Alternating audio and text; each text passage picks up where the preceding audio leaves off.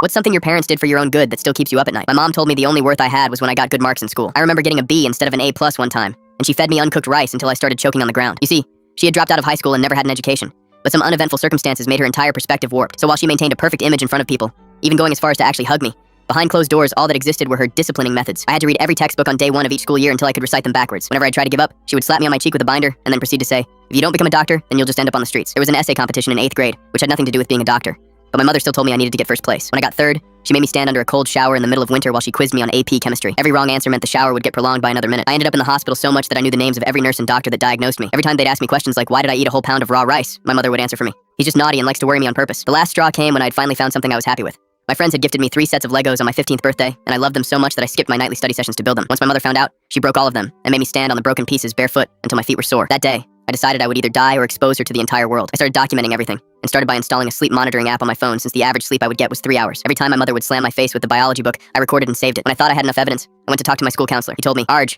you might not know this, but when you were 3, your mother was arrested for suspected child abuse. But she was released within a day because your uncle is the commissioner, and he protected her. The same is going to happen again if we're not careful." Suddenly it made sense how the nurses at the hospital looked the other way so easily. So we came up with a plan. I had gained first place at the Scholar Awards competition, and they had told me to give a speech that weekend. My mom had made me write down and memorize a 1,000-word speech, and I had recited it perfectly, so she thought everything was going to be fine. But during the speech itself, I messed up a lot of things. I called the principal a she instead of he, and I even messed up Newton's third law, which was something I had never done before. Everyone in the audience looked at me with surprise since they all knew me as Perfect Arj, who was perfect at everything he did. When the speech was over, my mother dragged me backstage with a certain look in her eyes. Once we were alone, she grabbed my collar and slammed my head against the wall, telling me she was trying to put some sense back into it.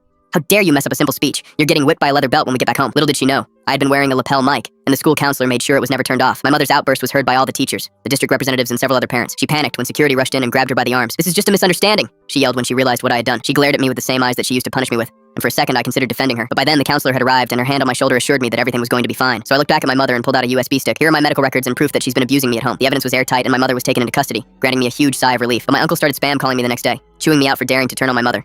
He threatened to ruin my life if I didn't take back all the charges. I recorded that call and sent it to his entire office. Turns out being the commissioner doesn't mean you can do whatever you want after all. He was suspended even before my mother's trial was underway. I stood on stand and talked about her torment, calling it literal torture. She screamed right at me, calling me a liar, but she slipped up and said, "I only did it for your own good, you ungrateful brat." As a result, I was given a permanent restraining order against her and placed under the custody of my aunt in another state. Now I live in a house where there's hot water, and I won't have to choke on rice if I bring home a B+.